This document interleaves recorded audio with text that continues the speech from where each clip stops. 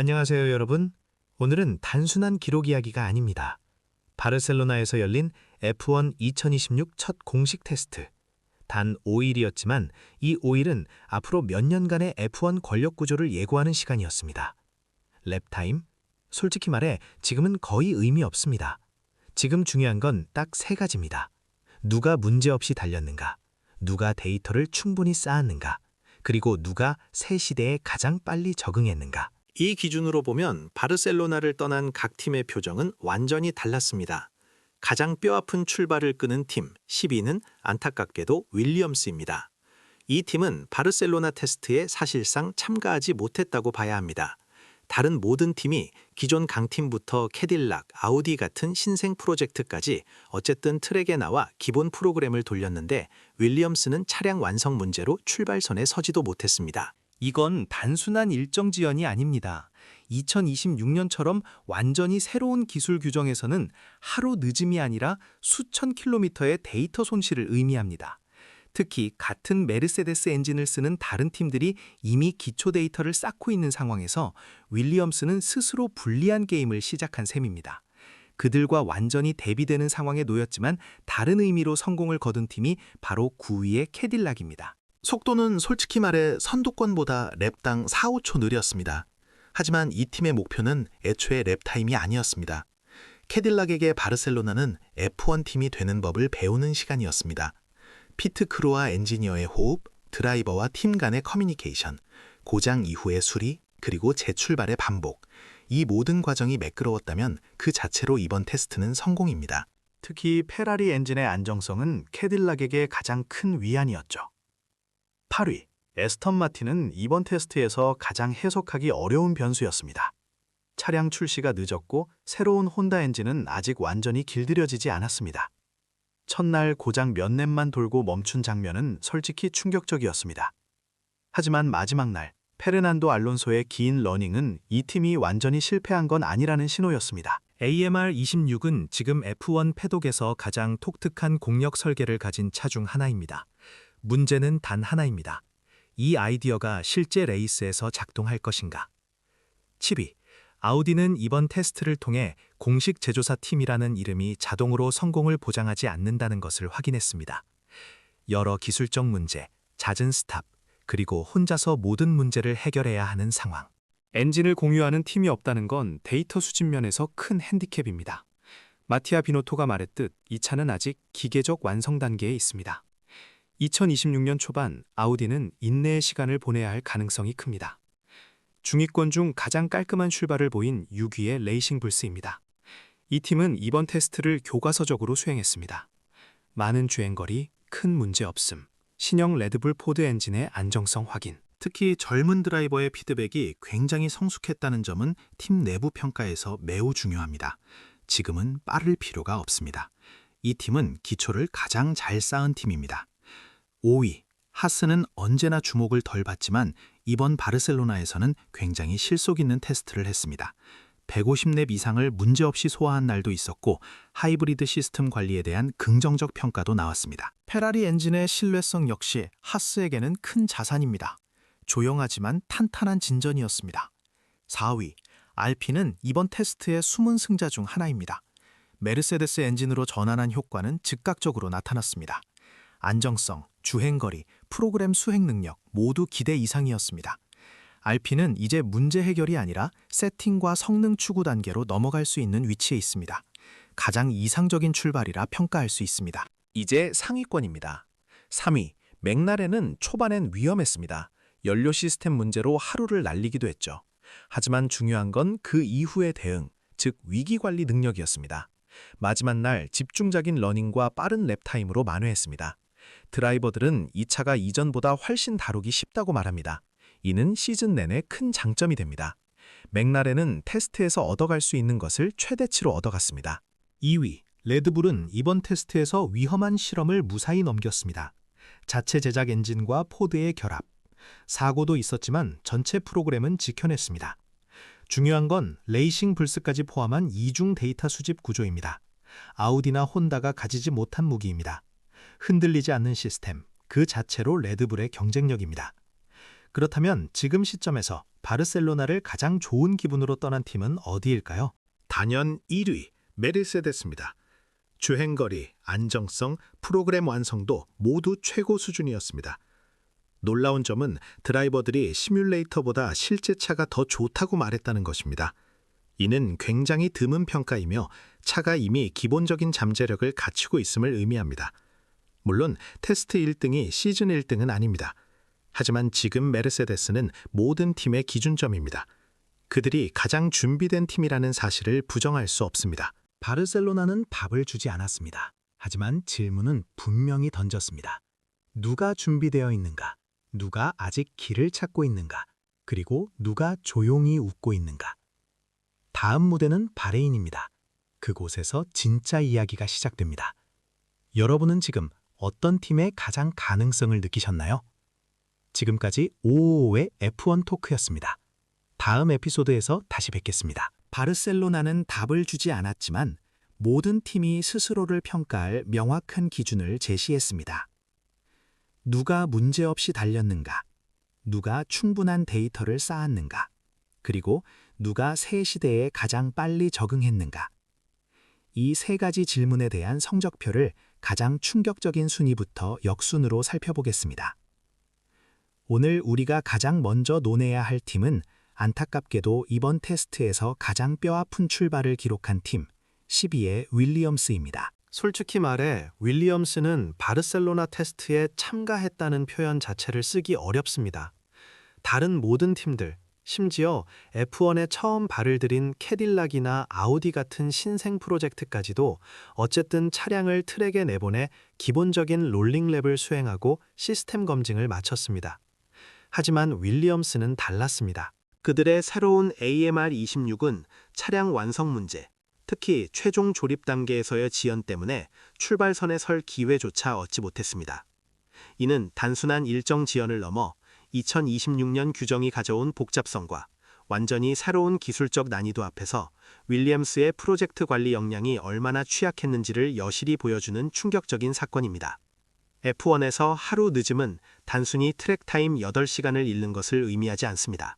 2026년처럼 모든 것이 초기화되는 신기술 규정 시대에서 이는 곧 수천 킬로미터에 달하는 데이터 손실을 의미합니다. 테스트의 첫 번째 목표는 랩타임 기록이 아닙니다. 그것은 상관관계를 확립하는 것입니다. 즉, 시뮬레이터에서 나온 데이터와 실제 트랙에서 차가 움직이는 방식이 일치하는지를 검증하는 과정입니다. 윌리엄스는 이 기초 중의 기초 단계를 완전히 건너뛰게 되었습니다. 만약 차량이 바레인에서 처음 트랙을 밟는다면 그때부터 이들은 다른 팀들이 이미 바르셀로나에서 마쳤어야 할 기본적인 쿨링 시스템 확인, 하이브리드 배터리 관리 매핑, 그리고 추기 에어로 밸런스 점검 등을 수행해야 합니다. 경쟁자들이 이미 성능을 어떻게 끌어올릴 것인가를 고민하고 있을 때 윌리엄스는 여전히 이 차가 과연 고장 없이 달릴 수 있는가를 확인해야 하는 그야말로 재앙 수중의 핸디캡을 안고 시즌을 시작하는 셈입니다. 특히 윌리엄스에게 불리한 또 하나의 측면은 그들의 엔진 공급사와 관련됩니다.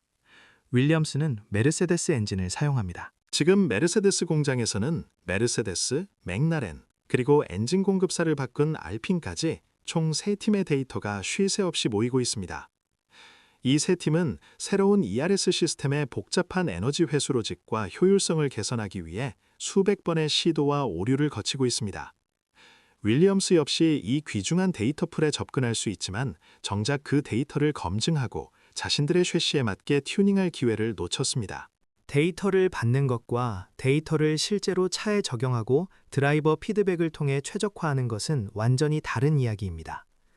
제임스 바울스 감독이 이끄는 윌리엄스 팀은 지난 몇 년간 조직 개편과 인프라 개선에 힘써왔으나 이번 바르셀로나의 참담한 결과는 그들의 기초 체력이 여전히 F1의 최전선 요구사항을 따라잡지 못하고 있음을 냉정하게 보여줍니다.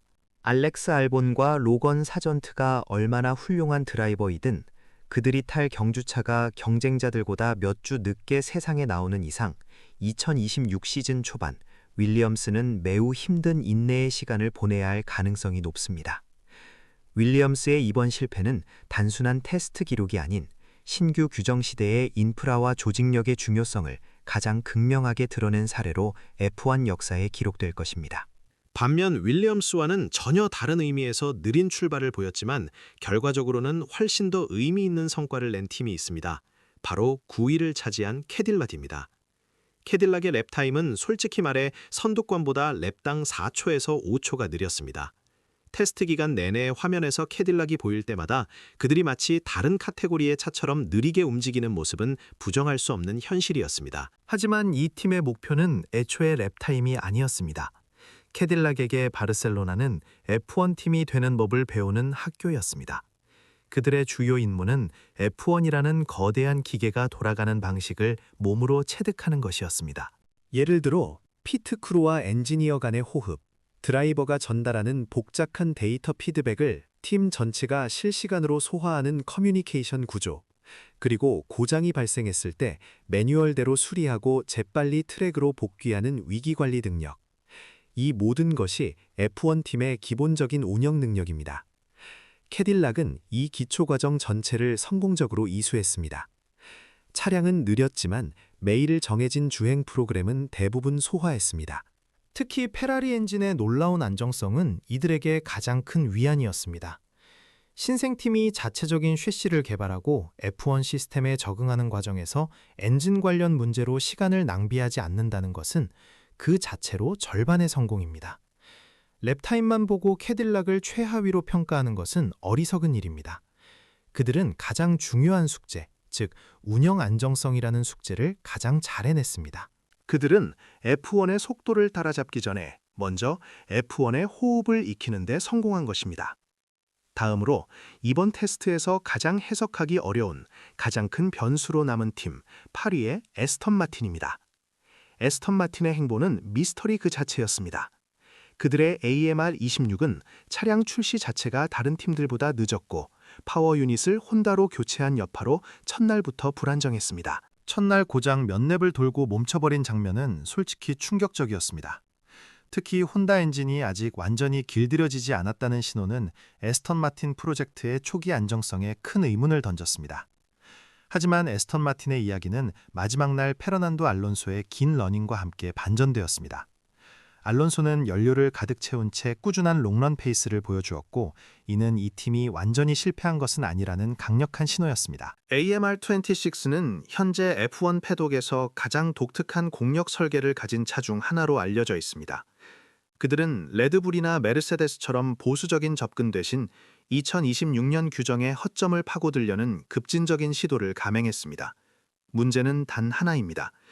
이 급진적인 아이디어가 실제 레이스 환경에서 지속 가능하고 효율적으로 작동할 것인가입니다.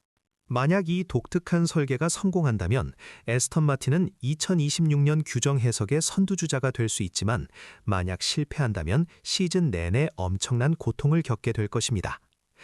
테스트 기간 동안 보여준 불안정성 때문에 우리는 아직 그들의 잠재력을 확실히 가늠할 수 없으며, 이는 에스턴 마틴을 가장 큰 물음표로 남게 했습니다. 7위, 아우디는 이번 테스트를 통해 공식 제조사팀이라는 이름이 자동으로 성공을 보장하지는 않는다는 F1의 냉정한 현실을 마주했습니다. 아우디는 자체 파워 유닛을 개발하고 쉐시를 직접 설계하는 가장 야심찬 프로젝트 중 하나입니다. 하지만 그들이 바르셀로나에서 겪은 것은 기술적인 문제들의 향연이었습니다. 잦은 스톱, 예상치 못한 센서 오류, 그리고 하이브리드 시스템과의 연동 문제까지. 무엇보다 아우디에게 가장 큰 핸디캡은 엔진을 공유하는 팀이 없다는 사실이었습니다. 메르세데스나 페라리처럼 파트너 팀으로부터 방대한 데이터를 받을 수 있는 구조가 아니기 때문에 아우디는 모든 문제를 오직 자신들의 힘으로 해결해야 했습니다.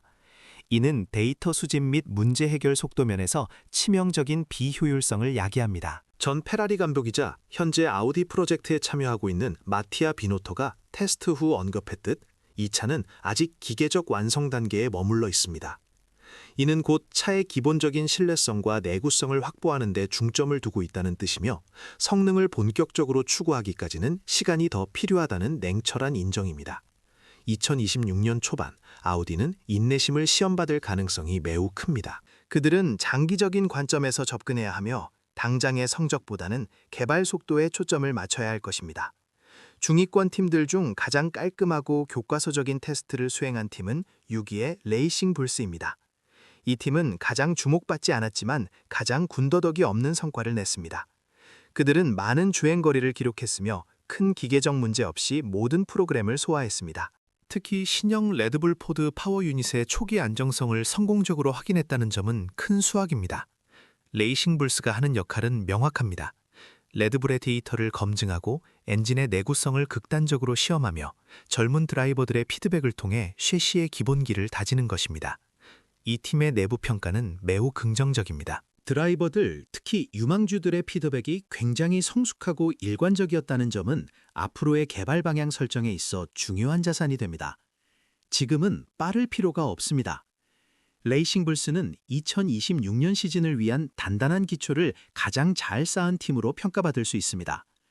5위의 하스 역시 조용하지만 탄탄한 진전을 보였습니다.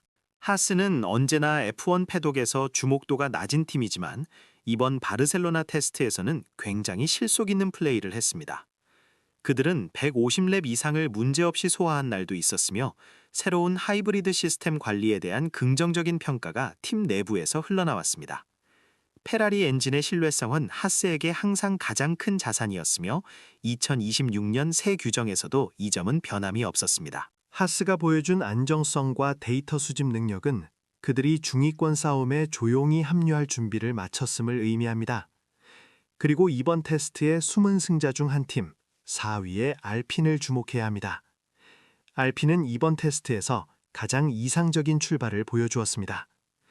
2026 시즌을 앞두고 메르세데스 엔진으로 파워 유닛을 전환한 효과는 즉각적으로 나타났습니다. 안정성, 주행거리, 그리고 테스트 프로그램 수행 능력 모두 기대 이상이었습니다. 알핀은 이제 차량의 문제를 해결하는 단계를 넘어 차량의 세팅을 최적화하고 성능을 추구하는 단계로 빠르게 넘어갈 수 있게 되었습니다. 엔진 전환이 가져온 복잡성과 잠재적인 위험성을 완벽하게 관리해낸 알핀은 중위권 팀들 중 가장 편안하게 다음 테스트를 준비할 수 있는 위치를 확보했습니다. 그들의 조용하고 효율적인 바르셀로나 테스트는 많은 이들의 예상보다 훨씬 강력한 시즌 초반을 예고하고 있습니다. 이제 상위권으로 시선을 돌려보겠습니다. 3위는 초반의 위기를 완벽한 관리 능력으로 증명해낸 맥라렌입니다. 사실 맥라렌의 바르셀로나 출발은 위태로웠습니다. 테스트 초반 연료 시스템 문제로 인해 하루 일정을 통째로 날리는 위험한 상황에 처했었습니다. 그러나 맥라렌이 진정한 강팀으로 평가받는 이유는 바로 그 이후의 대응에 있습니다. 이들은 당황하지 않고 남은 시간 동안 프로그램을 극도로 압축적으로 재구성하여 집중적인 주행거리를 확보했습니다. 특히 테스트 마지막 날 보여준 인상적인 랩타임은 신형 AMR26 차량 자체의 잠재력을 시사했지만 이보다 더 중요한 긍정적 신호는 드라이버들의 피드백이었습니다. 랜도 노리스와 오스카 피아스트리는 입을 모아 이 차가 이전 세대 차량보다 훨씬 다루기 쉽고 예측 가능하다고 말했습니다. 새로운 기술 규정에서 드라이버에게 자신감을 주는 차량은 시즌 내내 타이어 관리와 레이스 페이스 유지 측면에서 엄청난 강점으로 작용할 것입니다. 초반에 역경을 딛고 안정적인 시스템으로 회귀했다는 점에서 맥라렌은 이번 테스트를 성공적으로 마무리했습니다. 다음은 2위, 흔들리지 않는 시스템의 힘을 보여준 레드불입니다. 레드불은 이번 바르셀로나에서 가장 위험하고 까다로운 미션을 수행했습니다. 바로 자체 제작 엔진인 레드불 포드 파워 유닛을 처음으로 실전에 투입하는 것이었습니다.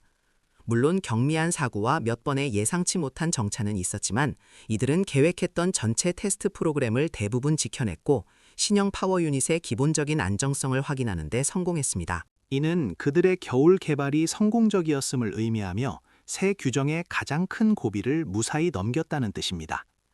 그러나 레드불의 진짜 무기는 단지 빠르다는 것에 있지 않습니다. 바로 그들이 구축한 이중 데이터 수집 구조, 즉 레이싱불스 팀과의 긴밀한 연계입니다. 아우디나 혼다처럼 단독으로 엔진을 개발하는 팀들이 가지지 못한 이중 검증 시스템은 완전히 새로운 기술 규정이 도입되는 초기에 수많은 시나리오를 빠르게 검증하고 오류를 수정하는 데 결정적인 역할을 할 것입니다. 그들은 화려함 대신 효율성과 시스템의 깊이를 선택하며 조용히 강자의 자리를 지켰습니다. 그리고 현재 시점에서 가장 완벽하게 준비된 팀 메르세데스가 1위입니다. 만약 바르셀로나 테스트를 끝내고 가장 좋은 기분으로 트랙을 떠난 팀을 꼽으라면 단연 메르세데스일 것입니다. 그들의 총 주행거리, 차량 안정성, 그리고 테스트 프로그램 완성도는 모든 팀 중 최고 수준이었습니다. 랩타임의 의미는 없다고 했지만 메르세데스는 의미 있는 긴 러닝에서 꾸준히 선두권을 기록하며 잠재력을 과시했습니다. 그러나 우리가 주목해야 할 가장 중요한 평가는 드라이버들에게서 나왔습니다. 루이스 해밀턴과 조지 러셀은 입을 모아 시뮬레이터에서 예상했던 것보다 실제 차량이 훨씬 더 좋다고 말했습니다.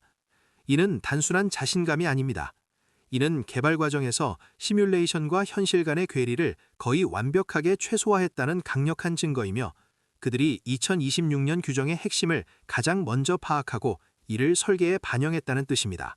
테스트 1등이 시즌 1등을 보장하지는 않지만 현재 메르세데스는 2026년 F1의 모든 팀들이 따라잡아야 할 기준점, 즉 벤치마크가 되었습니다. 바르셀로나 테스트는 우리에게 답을 주지 않았습니다. 하지만 질문은 분명히 던져주었습니다. 누가 새로운 시대의 무게중심을 가장 잘 이해하고 있는가? 누가 기술적 난관에 부딪혀 아직 길을 찾고 있는가? 그리고 누가 조용히 강자의 미소를 짓고 있는가? 우리는 랩타임의 허울을 벗기고 그 이면을 읽어냈습니다. 윌리엄스의 고통스러운 출발부터 메르세데스의 자신감 넘치는 주행까지 모든 데이터는 F1 2026 시즌 초반의 관력 구도를 예고하고 있습니다.